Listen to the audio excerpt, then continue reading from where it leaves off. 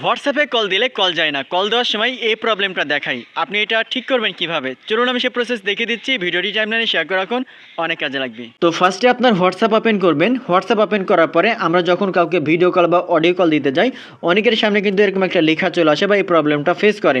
তো এরকম যদি কখনো লেখা আসে, আপনি এটা ঠিক করবেন কিভাবে? খুব সহজে ঠিক করতে পারবেন। দেখেন লেখা আছে ছোট্ট করে সেটিংস অথবা কন্টিনিউ লেখা থাকবে, আপনি এই অপশানে ক্লিক করবেন। এই অপশানে ক্লিক করার পরে পারমিশন নামের একটা অপশান পাবেন, অর্থাৎ ফোনের অ্যাপসের একটা সেটিংস আপনাকে নিয়ে আসবে। তো এই 2 নম্বর অপশানে লেখা আছে পারমিশন, আপনি এই অপশানে ক্লিক করবেন। এই অপশানে ক্লিক করার পরে আপনাকে 2টা পারমিশন দিতে হবে। এর জন্য নিচের দিকে একটু স্ক্রল করলে দেখতে পাবেন ক্যামেরা লেখা থাকবে, আপনি এই অপশনটা ওপেন করবেন। ওপেন করার পরে ডোন্ট এলাও যদি করা থাকে, আপনি এখান থেকে প্রথম যে অপশনটা এলাও, আপনি এই অপশনটা সিলেক্ট করবেন। এরপর এখান থেকে ব্যাক করবেন, তাহলে এটা পারমিশন দেওয়া হয়ে যাবে। এরপর আরেকটা পারমিশন হচ্ছে মাইক্রোফোন লেখা আছে, আপনি এই অপশনটা ওপেন করবেন। এটাও যদি ডোন্ট এলাও করা থাকে, আপনি এখান থেকে এলাও ক্লিক করবেন, তারপর এখান থেকে ব্যাক করবেন।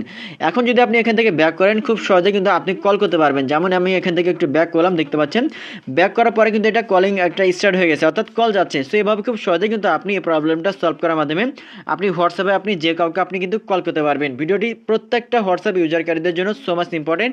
আপনার টাইমলাইনে শেয়ার করে সবাইকে দেখার সুযোগ করে দিন। ধন্যবাদ।